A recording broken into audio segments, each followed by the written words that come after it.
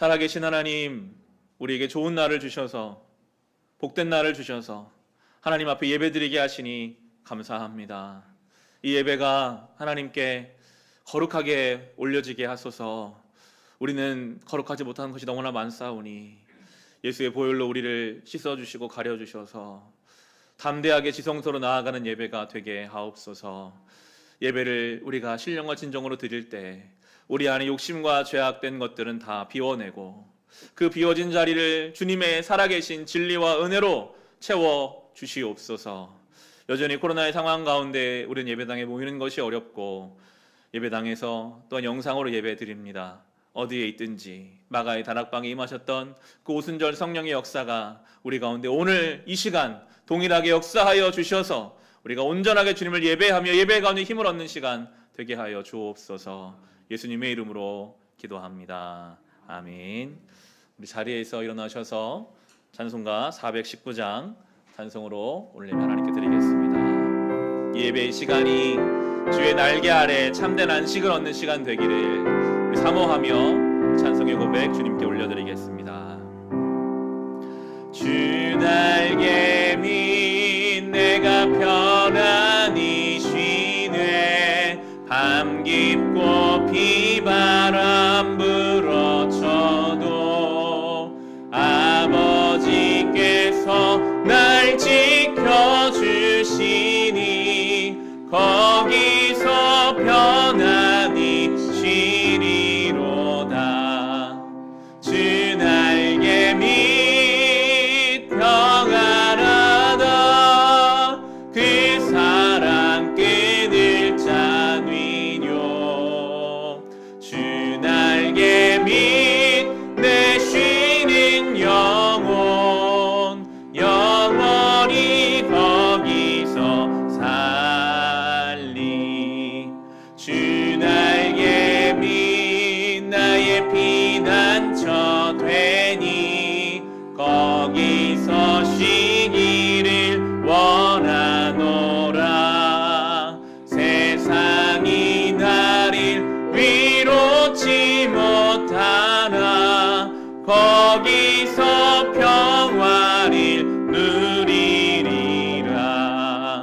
주 날개 밑 평안하다.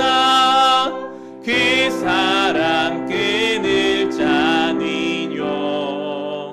주 날개 밑 내 쉬는 영혼 영원히 거기서 살리. 주 날개 밑 참된 기쁨이 있네. 고달픈 세상길 가는 동안 나 거기 숨어 돌보심을 받고 영원한 안식을 얻으리라. 주 날개 밑 평안하다. 그 사랑 끊을 자 위뇨.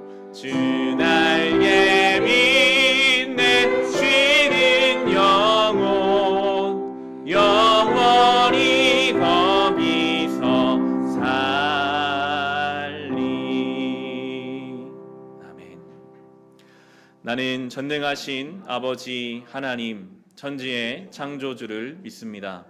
나는 그의 유일하신 아들 우리 주 예수 그리스도를 믿습니다.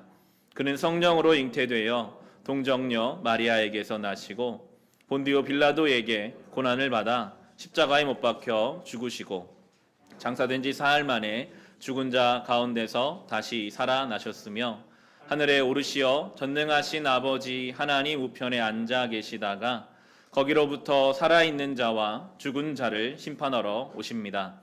나는 성령을 믿으며 거룩한 공교회와 성도의 교제와 죄를 용서받는 것과 몸의 부활과 영생을 믿습니다. 아멘. 차례 앉으시기 바랍니다. 이 시간 눈을 감고 예수의 십자가 앞에서 회개의 기도 함께 드리실 때 존귀하신 예수님의 십자가 앞에 우리의 삶을 세워두고 우리가 했던 말들, 우리가 품었던 생각들, 우리가 맺고 있는 관계의 방식들, 하나님 앞에 어떠하였는지를 돌아봅시다. 은혜 받은 자로, 사랑받은 자로 살아가야 함에도 마치 우리는 은혜를 모르는 사람처럼 딱딱하게, 사랑을 받지 않은 사람처럼 이기적이고 자기만 아는 그런 삶을 살지는 않았습니까? 이 예배를 통해 하나님 앞에 우리의 죄를 다 내려놓고 다시 주신 새로운 한 주를 주님, 이제는 좀 더 거룩하게 살게 하소서, 은혜에 합당한 삶을 살게 하소서, 주님 원하시는 말과 행동을 하고 결정을 하며 삶의 태도를 가지고 회개의 열매를 맺으며 살아가기를 원합니다. 주님의 은혜를 구하며, 십자가의 은혜를 구하며 회개의 기도 주님 앞에 드리겠습니다. 주님, 이 죄인 오늘도 주님 앞에 섰습니다. 수고하고 무거운 짐진 자들아 다 내게로 오라, 내가 너희를 쉬게 하리라 하셔서 이 죄인 오늘도 죄된 짐을 질고 주님 앞에 엎드립니다.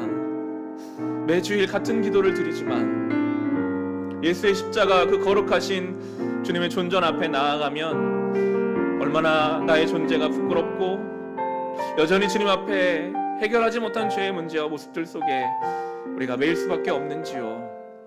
그러면도 이런 나를 정죄하지 아니하시고 그리스도 안에는, 복음 안에는 결코 정죄함이 없나니 생명의 성령의 법이 우리를 죄의 사망의 법에서 이미 구원하셨기에 이제 오늘도 우리는 그 담대함을 믿고 예수의 십자가를 의지하여 주님 앞에 나아갑니다. 다시 주신 새로운 한 주를 살아갈 때에는 주여 좀 더 거룩하게 살게 하소서, 우리의 말과 행동이 은혜 받은 자답게 은혜를 베풀며 살게 하시고 죄와 싸우되 피 흘리기까지 싸우게 하시며 다시 준 새로운 한 주를 하나님의 은혜에 합당한 삶을 살아갈 수 있도록, 회개의 열매를 맺어 하나님께 영광 돌릴 수 있도록 우리는 아무런 가능성과 능력이 없지만은 오늘도 십자가를 의지합니다. 예수 십자가의 보혈의 공로를 의지합니다. 주님, 우리를 붙잡아 주십시오. 이 예배가 예수 십자가를 바라보는 시간 되게 하여 주옵소서. 주님, 내가 매일 십자가 앞에, 내가 매일 십자가 앞에 더 가까이 가오니 구세주의 흘린 보배 피로써 나를 정케 내가 매일 십자가, 내가 매일 십자가 앞에 더 가까이 가오니 구세주의 흘린 보배 피로써 나를 정케 하소서.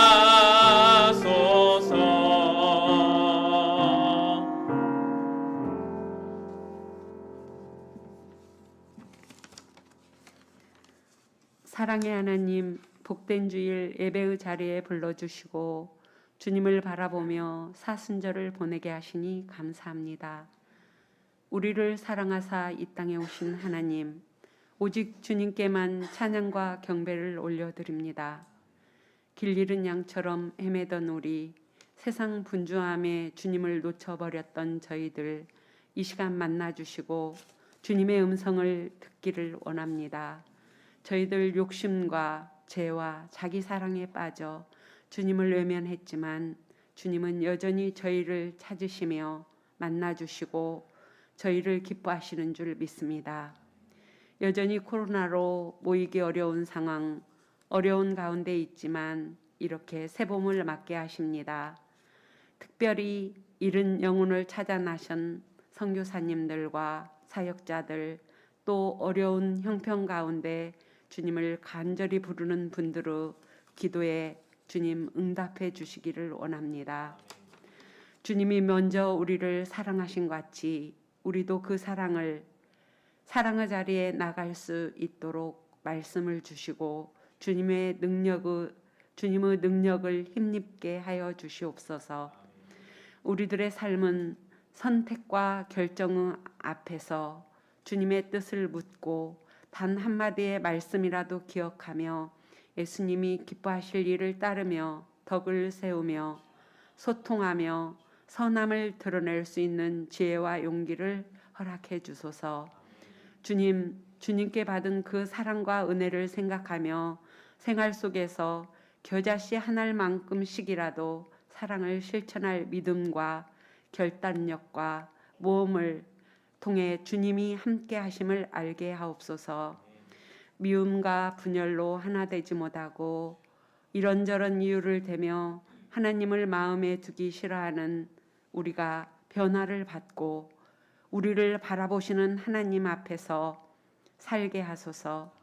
주신 가정 안에서 하나님을 보여주는 부모가 되게 하시며 믿음의 다음 세대인 우리의 자녀들에게 가정과 교회에서 믿음을 배우고 주님을 알아가며 자라서 어둠을 물리치며 사랑과 정의를 실천함으로써 세상에 오신 주님을 드러내도록 믿음의 정방향으로 나아갈 수 있게 도와주소서.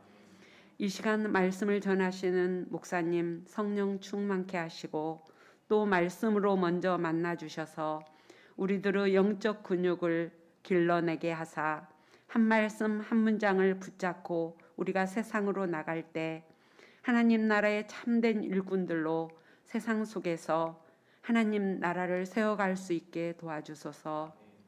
왕이심에도 겸손히 어린 나귀를 타고 우리에게 오신 예수님, 하나님의 능력도 성경도 몰라 헤매던 저희들 지치고 먼지 묻은 발을 닦아주시며 낮은 자리에 오사 저희를 섬겨주시고 또 어떤 경우에도 저희를 포기하지 않고 기다려주시는 우리 주님, 오늘도 저희 위에 십자가의 길을 통해 영생의 길을 열어주신 예수 그리스도의 이름으로 기도드립니다.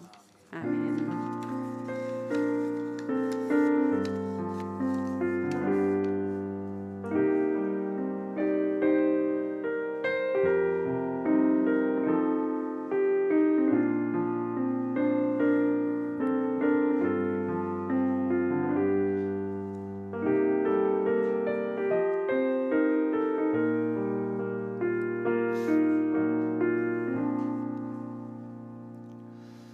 오늘 우리에게 주신 하나님 말씀 함께 보겠습니다. 구약성경 룻기 4장 9절부터 22절까지의 말씀입니다. 우리 성경 구약 366페이지에 있습니다. 룻기 4장입니다. 저희 교회는 세번역 성경을 사용하고 있습니다. 빛이 된 성경을 사용하시면 되겠습니다. 구약성경 366페이지입니다. 다 찾으셨으면 우리 자리에서 일어나셔서 주신 말씀 우리 한 목소리로 읽고 응답송 찬송하겠습니다. 함께 읽겠습니다. 그러자 보아스가 원로들과 온 마을 사람들에게 선언하였다. 여러분은 오늘 이 일의 증인입니다. 나는 엘리멜렉이 가지고 있던 모든 것과 기런과 말론이 가지고 있던 모든 것을 나오미의 손에서 사겠습니다. 나는 말론의 아내인 모압 여인 룻도 아내로 맞아들여서 그 유산이 고인의 이름으로 남아있도록 하겠습니다. 그렇게 하여 고인의 이름이 그의 고향 마을에서도 끊어지지 않고 친족들 사이에서도 끊어지지 않도록 하겠습니다. 여러분은 오늘 이 일의 증인입니다. 그러자 성문이 회관에 모인 온 마을 사람들과 원로들이 대답하였다. 우리가 증인입니다.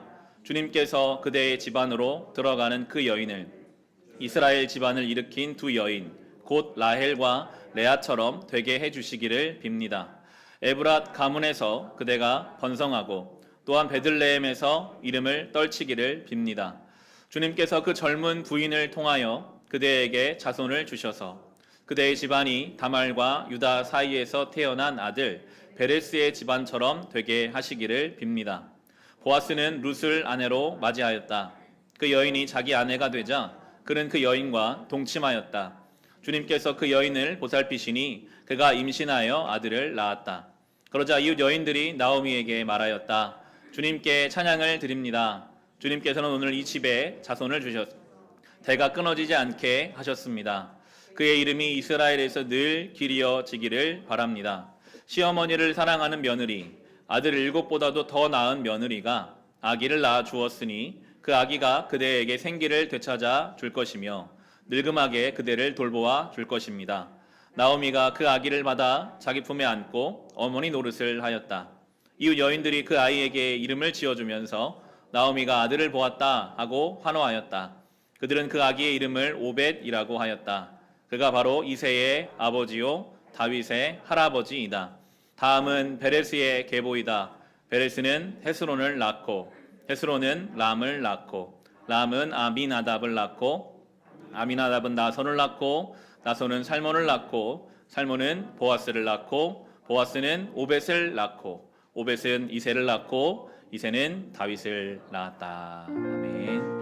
오늘 이 말씀이 우리 영혼을 적시는 생명샘이 되게 하소서. 우리 사모하는 마음으로 찬송하겠습니다. 널리 울리어 퍼지는 생명의 말씀은 마음의 용서와 평안을 골고루 주나니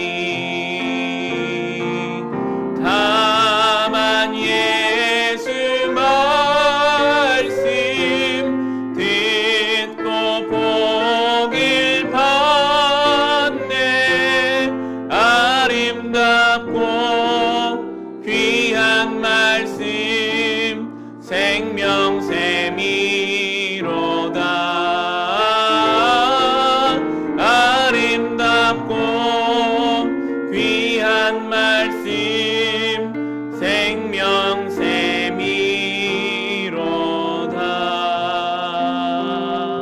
아멘. 자리에 앉히기 바랍니다. 이 말씀 듣기 전에 옆에 분들과 좀 인사하실까요? 눈으로, 사랑하는 마음으로. 잘 오셨습니다. 우리 함께 예배드리게 돼서 너무나 감사하고 귀합니다. 영상으로 예배하시는 성도들께서도 가족들과 인사하시면서 함께 말씀 나누도록 하겠습니다. 이제 오늘 룻기의 마지막 시간입니다. 룻기의 결론이 되는 4장인데요. 이 룻기의 마지막 장 결론부에서는 룻이 전면에 등장하지 않습니다. 룻은 잠시 언급만 될 뿐 이제 룻기의 결론은 하나님의 역할을 감당하는 보아스를 통해서 이제 일이 다 처리되어 가는 것을 성경이 우리에게 보여주므로 룻이 해야 되는 역할이 있고 또 하나님이 채워가시는 역할이 있음을 우리에게 보여줘요. 지난주까지 룻이 여러 가지 역할을 했습니다. 믿음으로 고향 땅인 모압을 떠나서 이제 홀로 남은 시어머니를 따라 한 번도 가보지 않은 땅, 그러나 그가 믿게 된 하나님이 축복하신 그 땅 베들레헴으로 가는 모험을 했던 룻이고, 베들레헴에 왔는데 시어머니가 생애 의지가 없잖아요. 그 시어머니를 위해서 이삭을 줍는 구걸하는 일이죠. 그 일을 함으로 시어머니를 봉양했던 룻. 그리고 보아스라는 사람을 만나서 그 보아스의 발치에 밤에 누워서 보아스에게 하나님의 명령을 지킬 것을, 당신이 우리 같은 사람들을 책임져야 하는 하나님의 명령을 따라야 합니다 라고 말하는 것까지가 룻의 역할이었습니다. 그리고 그 나머지를 이제 하나님께서 행해 가시거든요. 우리의 신앙이 그렇습니다. 우리가 해야 될 일들이 있어요. 룻처럼 때로는 익숙한 자리를 떠나서 믿음의 모험을 해야 할 때가 있습니다. 우리가 해야 하는 이삭을 주어서 누군가를 섬겨야 될 때가 있습니다. 그리고 누군가에게 하나님 말씀이 이렇다라고 이야기해야 될 때가 우리에게 있죠. 그리고는 기다려야 할 때가 또 있습니다.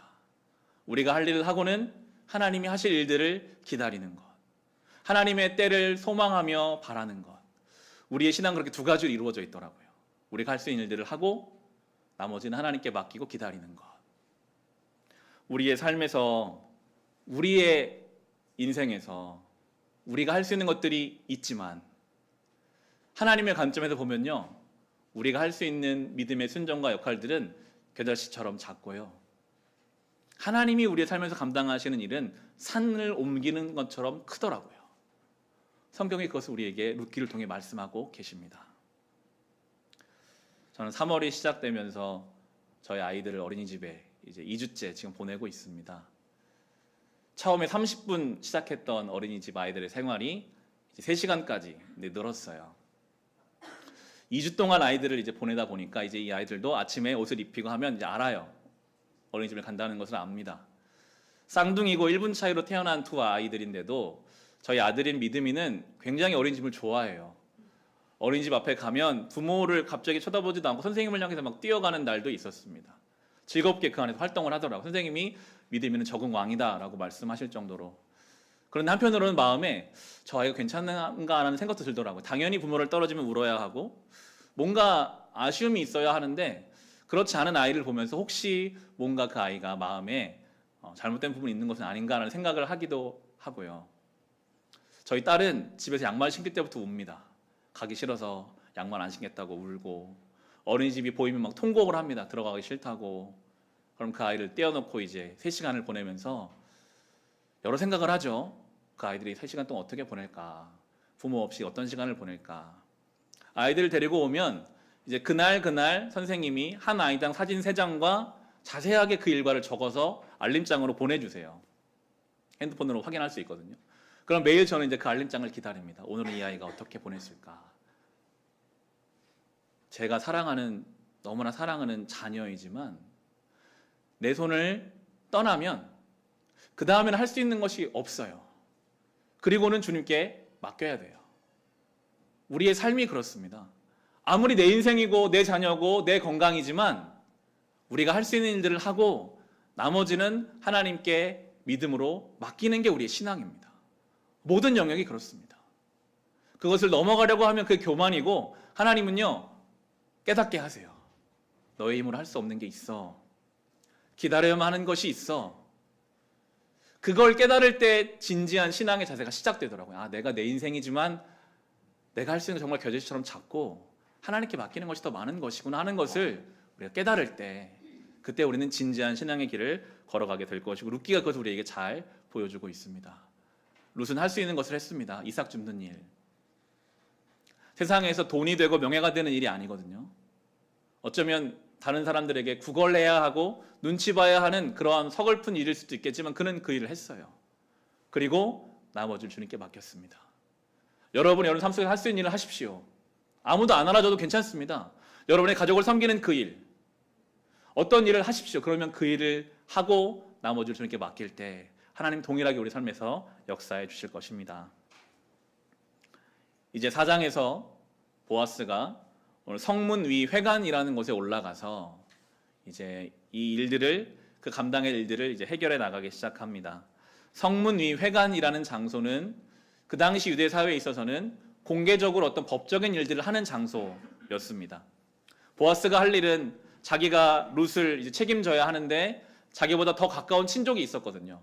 그 사람에게 의견을 물어보고 그리고 그 문제를 순리대로 행하려고 하는데 하나님께서 마침 그 사람을 그때 그 자리를 지나가게 하시거든요. 4장 1절부터 오늘 살펴볼 텐데요. 룻기 4장 1절 우리 같이 읽어보겠습니다. 보아스가 성문 위 회관으로 올라가서 앉아 있는데 그가 말하던 지방간으로서의 책임을 져야 할 바로 그 사람이 마침 지나가고 있었다. 보아스가 그에게 여보시오, 이리로 좀 올라와서 앉으시오 하고 말하였다. 그러자 그가 올라와서 앉았다. 우리 성경 세번역 성경에서는 지방간으로서 책임져야 할 사람이라고 표현하는 이 사람은 개역 성경에서는 아무개라고 표현합니다. 성경이 의도적으로 그 사람의 이름을 언급하고 있지 않아요. 아마 보아스는 그 사람의 이름을 알고 이름을 불렀을 거예요. 그런 성경은 그 사람의 이름을 기록하고 있지 않거든요. 그 이유는 우리가 살펴보게 될 텐데요. 보아스가 그 아무개에게 묻습니다. 우리가 아는 것처럼 저 룻과 나오미의 집안은 책임질 사람이 없고 가까운 친족인 당신이 가장 먼저 책임져야 하고 아니면 내가 책임져야 하는 그런 상황입니다. 당신이 책임지겠습니까? 안 지면 내가 지겠습니다 라는 대화가 오갑니다. 맨 처음에 이 아무개라는 사람은 내가 책임지겠습니다 라고 말했다가 책임지게 되면, 그리고 룻과의 관계에서 자녀가 태어나게 되면 자기가 돈 주고 산 그 모든 밭이 그 태어난 아들에게, 그리고 죽은 그 엘리멜렉의 가문으로 들어간다는 것을 알자마자 말을 번복해요. 나는 그러면 책임질 수 없습니다. 내가 재산에 손해를 볼 것 같습니다라고 말하는 대화가 4절에서 6절입니다. 제가 읽어드릴게요. 보아스가 그 아무개에게 설명하는 것입니다. 나는 이 사실을 분명히 알려드리오. 여기 앉아 계시는 분들과 우리 마을 어른분들께서 보시는 앞에서 나는 당신이 그 밭을 사라고 말씀드리오. 당신이 지방간으로서의 책임을 지겠다면 그렇게 하시오. 그러나 지방간으로서의 책임을 지지 않겠다면 그렇게 하지 않겠다고 분명히 말하여 주시오. 당신이 지방간으로서의 책임이 있는 첫째 사람이요. 나는 그 다음이요. 그러자 그가 대답하였다. 내가 지방간으로서의 책임을 지겠소. 보아스가 다시 말하였다. 그렇다면 나오미의 손에서 그 밭을 사는 날로 고인의 아내인 모압 여인 룻도 아내로 맞아들여야 하오. 그렇게 하여야만 그가 물려받은 그 유산이 고인의 이름으로 남게 될 것이오. 그러자 지방간으로서의 책임 있는 그 사람이 말하였다. 그런 조건이라면 나는 지방간으로서의 책임을 질 수 없소. 잘못하다가는 내 재산만 축나겠소. 나는 그 책임을 질 수 없으니 당신이 내가 져야 할 지방간으로서의 책임을 지시오. 이 아무개라는 사람의 의사 결정의 기준이 무엇입니까? 자기 재산입니다. 처음에는 솔깃했습니다. 내가 그 땅을 차지할 수 있겠구나. 내가 그 여인을 내가 차지할 수 있겠구나. 그가 하나님 말씀을 전혀 몰랐거든요. 이미 하나님 모세를 통해 말씀하셨어요. 그러면 그렇게 대가 끊어진 집안을 책임져주고 자녀를 낳아서 그 집안을 이어주게 해줘라라는 말씀을 모르고 그냥 눈에 보이는 것만 들어보면 괜찮다라고 생각했는데 막상 이야기를 들어보니 자기 재산이 축날 것 같거든요. 그러니까 말을 번복합니다. 나는 못하겠다. 그의 의사 결정 기준이 하나님 말씀이 아니라 오로지 자기 재산일 때 성경은 그의 이름을 기록하지 않습니다.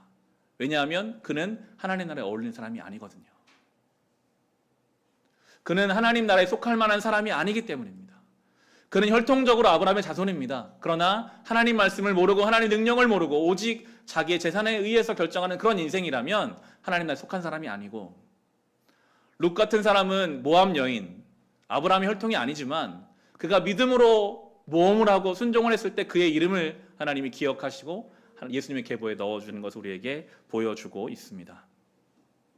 같은 상황에서 보아스는 다른 결정을 내리죠. 8절에서 10절 같이 한번 읽어보겠습니다. 지방간으로서의 책임이 있는 그 사람이 보아스에게 당신이 사시오 하면서 자기의 신을 벗어주었다. 그러자 보아스가 원로들과 온 마을 사람들에게 선언하였다. 여러분은 오늘 이 일의 증인입니다. 나는 엘리멜렉이 가지고 있던 모든 것과 기럨과 말론이 가지고 있던 모든 것을 나오미의 손에서 사겠습니다. 나는 말론의 아내인 모압 여인 룻도 아내로 맞아들여서 그 유산이 고인의 이름으로 남아 있도록 하겠습니다. 그렇게 하여 고인의 이름이 그의 고향 마을에서도 끊어지지 않고 친족들 사이에서도 끊어지지 않도록 하겠습니다. 여러분은 오늘 이 일의 증인입니다. 보아스는 똑같은 상황, 자기의 재산에 손해가 올 것이 확실하거든요. 그러나 하나님이 이미 그렇게 어려운 상황에 있는 여인들을 책임져라, 대가 끊어진 그 집안을 돌보라라고 말씀하셨기 때문에 그는 그 말씀에 기준하여 결정을 내리고 있습니다. 섬기는 것, 자기를 내어주는 것, 그걸 통해 하나님의 살아계심을 보이는 것, 그것이 그의 기준에, 그의 결정의 기준이 되는 것이죠. 아무개라는 사람과 보아스라는 사람, 똑같은 현실을 똑같이 보고 있어도 완전히 다른 결정을 내리고 있거든요. 여러분, 어떤 결정을 내리는가 하는 것이 결국 그 사람을 보여줍니다. 어떤 결정을 내리는가 하는 것이 그 사람의 소속을 밝혀줍니다. 우리는 어떤 결정을 어떤 기준으로 내리고 있을까요? 하나님 나라에 그 이름이 쓰여질 수도 없는 지극히 세상적이고 내 기준에 서서 결정을 내리는 아무개 같은 사람인지, 아니면 보아스와 같은 결정을 내리는지 우리의 기준을 살펴봐야 하는데요. 우리가 올해 들어서 생명의 삶으로 묵상하고 있는 1월부터 마태복음을 쭉 묵상해 오고 있어요. 3월까지 마태복음 말씀이 이제 묵상이 끝날 텐데요. 이 마태복음에서 지난 주 중에 예수님이 하신 그 말씀이 우리에게는 참 중요한 기준이 되기에 한번 살펴보려고 합니다. 마태복음 22장, 오늘 본문을 이렇게 잡아두시고 마태복음 22장을 한번 살펴보겠습니다. 신약 36페이지입니다.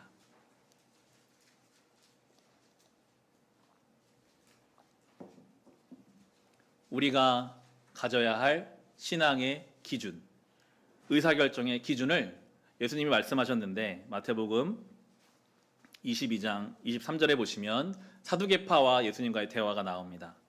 성경은 사두개파를 이렇게 말해요. 23절에 보시면 같은 날 사두개파 사람들이 예수께 와서 부활이 없다고 주장하면서 예수께 말하였다. 사두개파 사람들의 특징을 성경은 그렇게 이야기합니다. 사두개파 사람들은 부활이 없다고 주장한다. 부활이 있는데, 부활이 존재하는데 부활이 없다라고 주장하는 사람들이 사두개파 사람들이었어요. 이 사두개인, 사두개파에 관해서 신약 성경에 여러 번 언급되기 때문에 제가 주석에 나온 설명을 좀 읽어드릴게요. 제가 주로 참고하는 제자원에서 나온 옥스퍼드 원어성경 내전에서는 사두개파 사람들 이렇게 설명하고 있습니다. 사두개인들은 다윗 시대 대제사장이었던 사독의 후손들과 그의 모든 추종자들을 가리킨다. 그들은 부와 공적 지위에 있어서 특출하였고 헤롯가와 로마인들과 가까이 지냈기 때문에 항상 권력편에 있던 사람이 사두개인들이었어요. 헤롯 가문들 그리고 로마인들과. 그래서 바리새인들과 일반 백성으로부터 미움을 받았다. 사두개인들은 자신들의 풍족한 삶에 만족하며 현실에 안주하는 것을 원하였다. 그들의 사상이 내세적이 아니라 현세적인 이유도 자신들이 누리는 현실적 기득권들 때문이었다. 따라서 그들이 믿기 원하는 것은 내세 종교가 아니라 윤리와 도덕만을 제시하는 현세 종교였다. 그들은 부활을 믿지 않았어요. 왜냐하면 현실을 만족하고 있었으니까요. 내가 현실에 권력을 얻고 부를 누리기 위해서 수많은 악행을 저질러도 괜찮아요. 현실만 유지할 수 있다면요. 그런데 만약 그들이 부활이 있다고 믿으면 사후에 자기가 행한 일들에 대한 심판이 있다고 믿으면 그렇게 할 수 없거든요. 그들은 그렇게 믿지 않고 주장합니다. 부활은 없어. 이 땅이 다야. 여기서만 잘 살면 돼. 양심도 필요 없고 신앙도 필요 없고 그냥 내가 오늘을 내가 높아지면 된다라는 사람들이 사두개인들이었기 때문에 예수님 앞에서 부활이 없다라고 주장합니다. 부활은 없습니다. 세상은요 오늘도 우리에게 그렇게 주장해요. 예수는 없어. 복음은 없어. 십자가는 없어. 그냥 오늘 쾌락과 오늘 나의 즐거움과 오늘 나의 물질과 오늘 세상의 인정이 다야라고 끊임없이 우리에게 주장합니다. 진리가 분명히 살아있는데 분명히 하나님 나라가 있는데 그것을 없다라고 주장하는 세상의 모습을 지금 보여주고 있죠. 그들에게 예수님이 진리를 이제 가르치시는데요. 바로 이어지는 본문이죠. 마태복음 24절에서 28절까지 이 사두개인들과 예수님이 대화합니다. 같이 읽어보겠습니다. 선생님, 모세가 말하기를 어떤 사람이 자식이 없이 죽으면 그 동생이 형수에게 장가들어서 그 후사를 세워 주어야 한다 하였습니다. 그런데 우리 이웃에 7 형제가 있었습니다. 마지가 장가를 들었다가 자식이 없이 죽음으로 아내를 그의 동생에게 남겨놓았습니다. 둘째도 셋째도 그렇게 해서 7이 다 그렇게 하기에 이르렀습니다. 맨 나중에는 그 여자도 죽었습니다. 그러니 부활 때에 그 여자는 누구의 아내가 되겠습니까? 7이 모두 그 여자를 아내로 맞아들였으니 말입니다. 룻기의 배경과 연결되죠. 그 당시는 하나님이 그렇게 모세를 통해 말씀하셨습니다. 후사가 없이 그 집안의 남자가 죽으면 아무도 그 집안을 책임질 수 없기 때문에 가까운 형제나 친족이 책임져야 한다. 그런데 이 사람들이 이런 가정을 해요. 7 형제가 있는데 첫째부터 7째까지 한 명도 자녀를 남기지 못하고 다 죽어서 모든 사람들이 그 아내를 한 번씩 다 아내로 삼았다면 그러면 부활 때 어떻게 하겠습니까? 현실적으로 일어나기 어려운 상황이잖아요. 이런 경우가 있을까요? 7 형제가 있는데 한 명도 자녀를 낳지 못하고 다 죽는다. 그런데 그들은 진리에 대해서 스스로를 나는 진리를 믿지 않기 위해서 이러한 가정을 세워봅니다. 이렇게 되면 어떻게 될 것인가? 그럼 부활은 말이 안 되지 않는가? 때로 여러분 우리가 이렇게 행동해요. 하나님 말씀을 따라야 하는데 수많은 이유를 그냥 만들어 봅니다. 이렇게 하면 어떡하지? 일어나지 않은 그 일을 먼저 가정을 세우고 가설을 세워봅니다. 내가 이렇게 했다가 이렇게 하면 안 되니까. 내가 하나님 말씀대로 했다가 내가 주님 말씀대로 따랐다가 이런 어려움이 생기면 안 되잖아 라고 스스로를 끊임없이 합리화하는 그 모습이 사두개인들의 모습이거든요. 예수님이 그들에게 중심을 이야기하시죠. 29절 30절에 보시면 예수께서 그들에게 대답하셨다. 너희는 성경도 모르고 하나님의 능력도 모르기 때문에 잘못 생각하고 있다. 부활 때에는 사람들은 장가도 가지 않고 시집도 가지 않고 하늘에 있는 천사들과 같다. 지난 주중에 새벽에 이 말씀을 나누는데 저에게는 참 크게 와닿았습니다. 성경도 하나님 말씀을 모르고 하나님 능력을 모르면요 잘못 생각하게 돼요. 성경을 모르고 하나님의 능력을 모르는 사람은 이상한 것이 진짜인 것 같고 진짜인 것을 거짓이라고 판단하게 됩니다. 우리 안에 이런 것은 없나? 내가 하나님 말씀을 너무 몰라서, 내가 하나님 능력을 몰라서 진리인데 진리가 아닌 것처럼, 거짓인데 진리인 것처럼 착각하며 살고 있지 않은지 돌아보게 하시더라고요. 우리는 하나님 말씀인 성경과 하나님 능력을 알아야만 온전히 판단하고 이야기할 수 있습니다. 그런데 바로 이어지는 본문, 이어지는 36절에 40절에서 예수님 바로 말씀하세요. 하나님 말씀이 무엇이고 제 능력이 무엇인지. 선생님, 율법 가운데 어느 계명이 중요합니까? 예수께서 그에게 말씀하셨다. 내 마음을 다하고 내 목숨을 다하고 내 뜻을 다하여 주 너의 하나님을 사랑하여라 하였으니 이것이 가장 중요하고 으뜸 가는 계명이다. 둘째 계명도 이것과 같은데 내 이웃을 내 몸과 같이 사랑하여라 한 것이다. 이 두 계명에 온 율법과 예언서의 본뜻이 달려 있다. 말씀해 주셨어요. 하나님의 말씀 무엇이냐? 하나님을 사랑하는 것, 그리고 이웃을 사랑하는 것. 여기서 성경이 말하는 사랑은 우리가 소설이나 영화를 통해 보는 어떤 로맨틱, 사탕처럼 순간 달고 맛있다가 금방 없어지는 그런 사랑이 아니라, 성경이 말하는 사랑은 오늘 전제를 붙이셨잖아요. 마음을 다하고 목숨을 다하고 뜻을 다해야 하는 것처럼 아주 지속적이고 수고가 필요하고 헌신이 필요한 그런 사랑을 뜻합니다. 하나님을 사랑하려면 우리는 우리의 모든 걸 쏟아야 사랑할 수 있어요.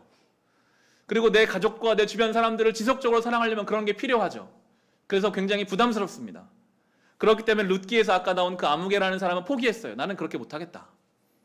나는 하나님 말씀을 따를 수도 없고, 나는 그 사람, 나와 전혀 관계없는 그 사람을 위해 내 재산을 축낼 의도가, 그런 마음이 전혀 없다라고 말할 만큼 사랑한다는 것은 우리에게는 부담이 될 수 있습니다. 그런데 그것은 정말 성경을 모르고 하나님의 능력을 모르기 때문에 하는 이야기거든요. 우리가 마음을 다해 뜻을 다해 목숨을 다해 하나님을 사랑하고 이웃을 사랑하려고 하면요, 그때 우리 하나님 능력을 경험합니다. 저와 여러분이 그렇게 사랑하는 삶을 살면요, 이 땅에서 우리는 하나님 나라를 경험합니다. 여러 가지 핑계를 대죠. 나는 아직 여유가 없습니다.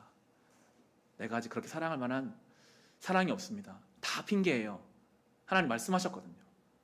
우리가 할 수 있는 대로 마음을 다해 뜻을 다해 하나님을 사랑하고 이웃 사랑하려고 하면 그 말씀 가운데 하나님의 능력을 경험할 것이고 이 땅의 천국을 경험할 것이고 놀라운 풍성함을 우리는 누리게 될 것입니다. 다시 오늘 본문으로 돌아갈 텐데요, 룻기 본문으로 돌아가서 결론을 내릴 텐데, 이 룻기의 결론이 하나님의 말씀을 알고 능력을 아는 사람들의 결론이에요. 보아스, 룻, 이 사람들은 하나님의 말씀을 알고 하나님의 능력을 알았어요.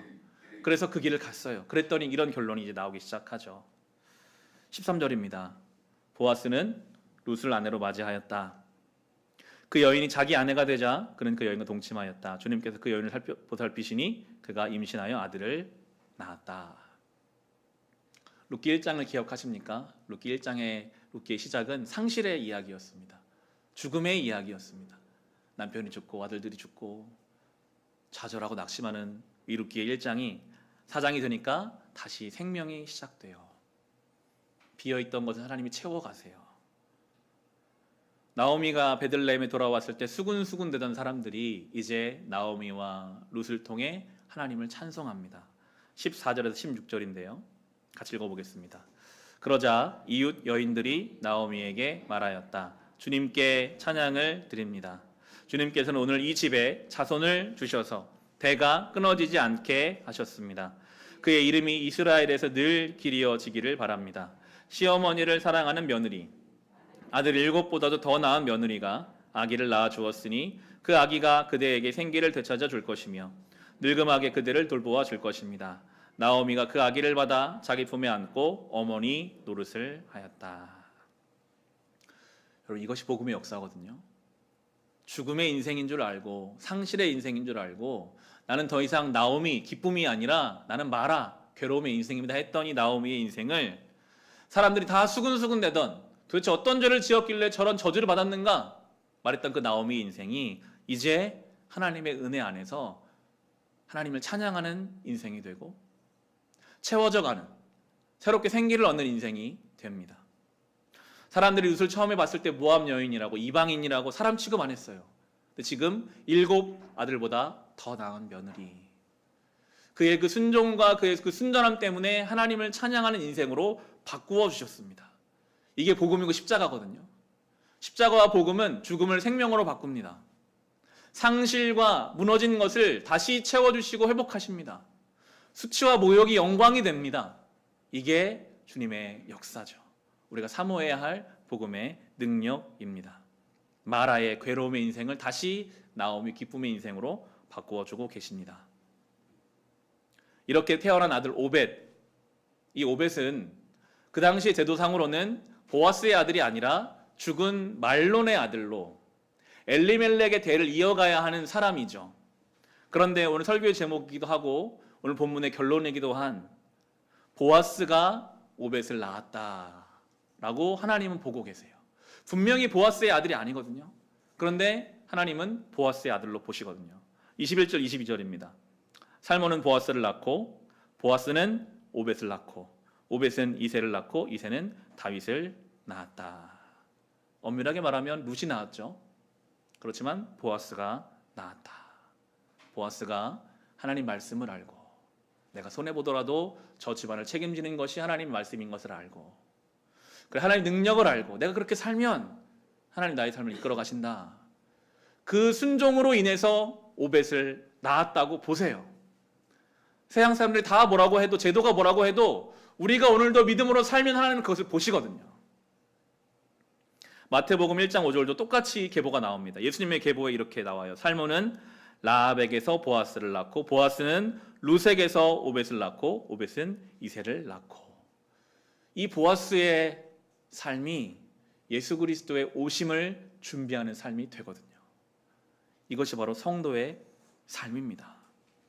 세상이 뭐라고 하든지 하나님 말씀대로 하나님 능력을 신뢰하며 나아가는 그 사람을 통해 예수님의 다시 오심을 준비하게 되는 것이죠. 말씀을 이제 맺습니다. 룻기는 아무런 배경 없이 보면 그냥 개인 가정사입니다. 나오는 사람도 한정되어 있어요. 작은 범위예요. 룻기의 또 하나의 특징은 하나님의 직접적인 개입이 전혀 없습니다. 하나님이 이렇게 하셨다는 말이 없어요. 그런데 하나님이 하시잖아요. 한 개인의 이야기인 것 같지만 작은 이야기들인 것 같지만 그 속에서 일하시는 하나님을 통해 예수 그리스도의 오심이 준비되어 가고 다윗을 통해 이스라엘 회복하신 하나님의 역사가 나타납니다. 우리의 삶이 요즘 그렇습니다. 코로나로 인해 우리의 삶은 많이 좁아졌죠. 굉장히 개인적인 삶이 되어버린 것 같습니다. 내가 뭘 할 수 있을까? 나의 인생에 어떤 의미가 있을까? 그리고 룻기처럼 하나님의 직접적인 일하심이 잘 보이지 않아요. 하나님은 지금 뭘 하실까? 하나님 지금 내 삶 속에서 일하시는 게 맞나? 그런데 오늘 하나님은 우리의 그 작은 일을 통해 예수의 오심을 준비하고 계시거든요. 이삭을 줍는 그 일, 내가 오늘 할 수 있는 그 일. 나오미가 그 마라의 괴로움의 시간을 버텨내는 그 일이 예수님 오심을 준비하는 일이었어요. 사순절 앞에 프랭카드도 붙여놓았지만 이 고통 속에 그 고통 중에 은혜를 기대하는 그 일, 룻처럼 믿음의 모험을 하는 그 일, 보아스처럼 내 재산을 가지고 의사결정하는 것이 아니라 하나님 말씀을 가지고 의사결정하는 그 일을 통해 우리의 작은 삶이 주님 다시 오심을 준비하는 도구로 사용하시는 것입니다. 이것을 믿고 살아가는 것이 성도의 삶이죠. 바라기는 이 룻기 가운데 있었던 하나님의 놀라운 은혜와 역사와 섭리가 우리의 삶에도 동일하게 있는 줄로 믿고 오늘 내가 할 수 있는 일들을 하며 주님께 또한 맡겨드리고 기다리는 저와 여러분 될 수 있기를 주님의 이름으로 축원합니다. 주신 말씀으로 우리 개인의 제목으로 이 시간 함께 기도하겠습니다. 하나님의 말씀도 모르고 하나님의 능력도 모르는 이 룻기의 아무개나 마태복음의 사두개인들은 너무나도 안타까운 삶을 살아갔습니다. 주님, 그런데 내가 그런 삶을 살까 두렵습니다.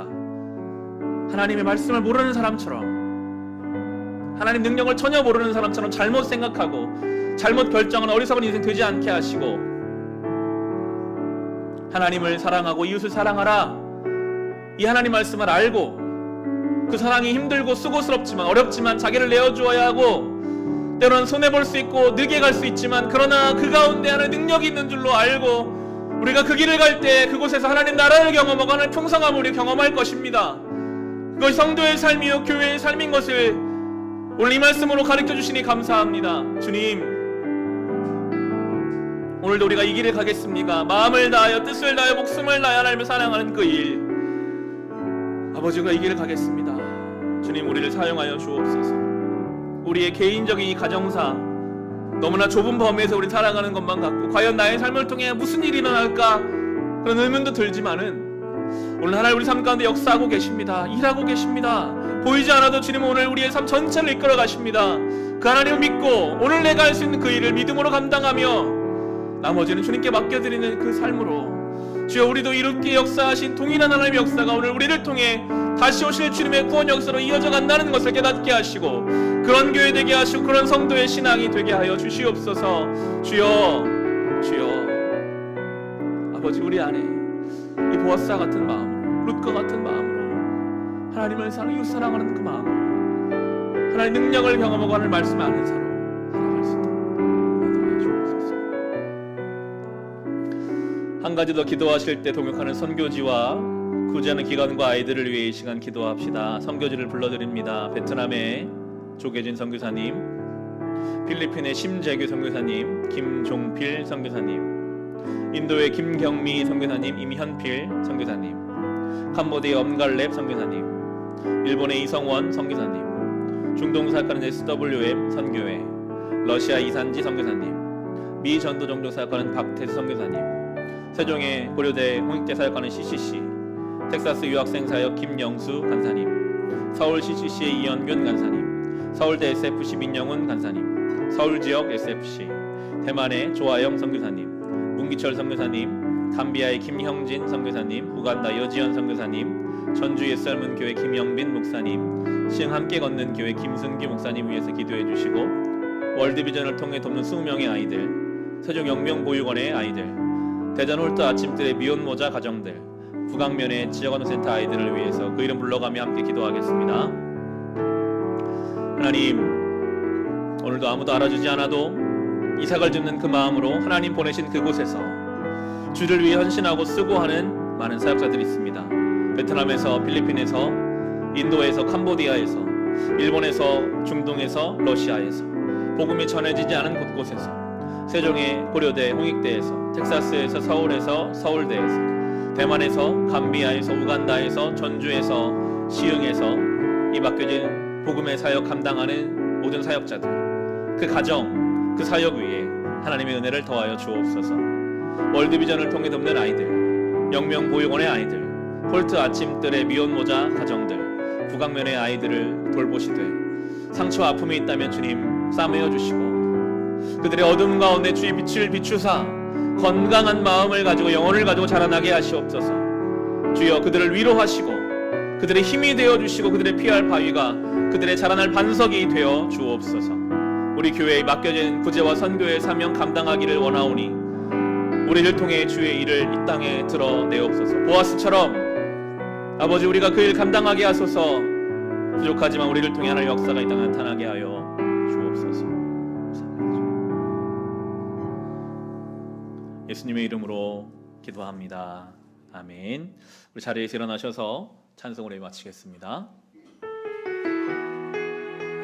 하나님의 말씀과 그 능력을 아는 자로 하나님의 뜻과 예수의 성품과 성령의 능력을 경험할 수 있기를 찬송하며 오늘 시작하겠습니다. 이 세상을 살아가는 동안에 나의 힘을 의지할 수 없으니 기도하고 낙심하지 말 것은 주께서 참 소망이 되심이. 주의 길을 걸어가는 동안, 주의 길을 걸어가는 동안에 세상의 것 의지할 수 없으니 감사하고 낙심하지 말 것은 주께서 참 기쁨이 되심이라. 하나님의 꿈이 나의 비전이 되고 예수님의 성품이 나의 인격이 되고 성령님의 권능이 나의 능력이 되길 원하고 바라고 처음부터 하겠습니다. 이 세상을 살아가는 동안, 이 세상을 살아가는 동안에 나의 힘을 의지할 수 없으니 기도하고 낙심하지 말 것은 주께서 참 소망이 되심이. 주의 길을 걸어가는 동안, 주의 길을 걸어가는 동안에 세상의 것 의지할 수 없으니 감사하고 낙심하지 말 것은 주께서 참 기쁨이 되심이라.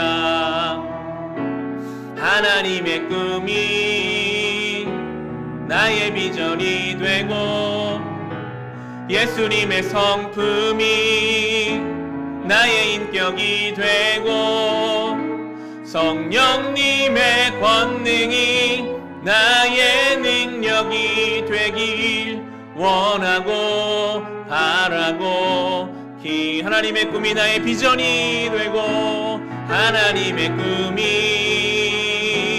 나의 비전이 되고 예수님의 성품이 나의 인격이 되고 성령님의 권능이 나의 능력이 되길 원하고 바라고 하나님의 꿈이 나의 비전이 되고 예수님의 성품이 나의 인격이 되고 성령님의 권능이 나의 능력이 되길 원하고 바라고 기도합니다.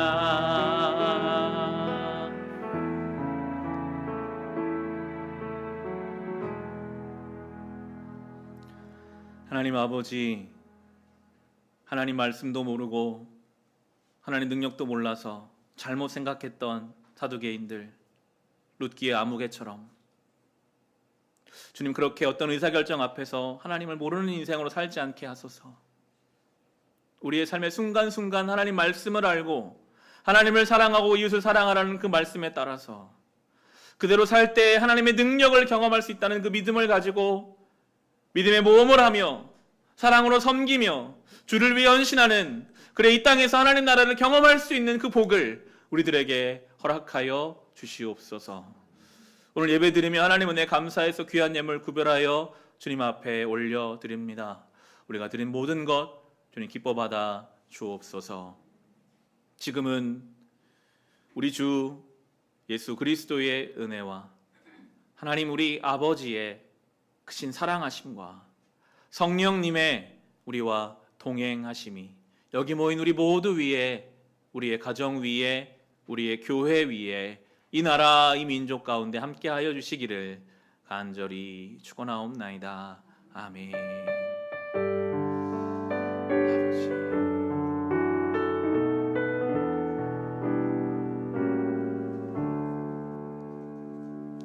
자리에 앉으시면 교회 소식 전하겠습니다.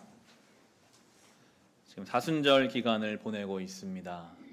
고난주간은 3월 마지막 주간이고요. 고난주간 특별 새벽 기도회가 있습니다. 참여해 주시면 좋겠고요. 다음 주 11시 예배 때는 김형진 선교사님 감비아로 선교 나가시려고 준비하고 계시고 4월에 나가시거든요. 오셔서 말씀 전하십니다. 함께 기도로 준비해 주시면 좋겠고요. 사회적 거리두기 단계가 2주 더 연장돼 3월 마지막 주까지 계속 유지되고 있습니다. 인원 제한 가운데 모이고 있습니다. 그래서 어린이 예배도 계속 미뤄지고 있습니다. 저희 어린이 예배 공간이 좁고 30%라고 해봐야 한 6명 정도 들어갈 수 있는 그런 상황이에요. 어린이 예배 계속 미뤄지고 있는데 상황이 잘 풀려서 모일 수 있도록 기도를 부탁드립니다. 어린이부 교사 모집을 하고 있습니다. 그리고 부활절 세례 신청도 오늘까지 받습니다. 주보 안쪽면에 보시면 설명이 나와 있으니까요. 신청하시면 안내를 해드리도록 하겠습니다. 주변 분들과 인사 나누시면서 각자의 자리에 돌아가시면 되겠습니다.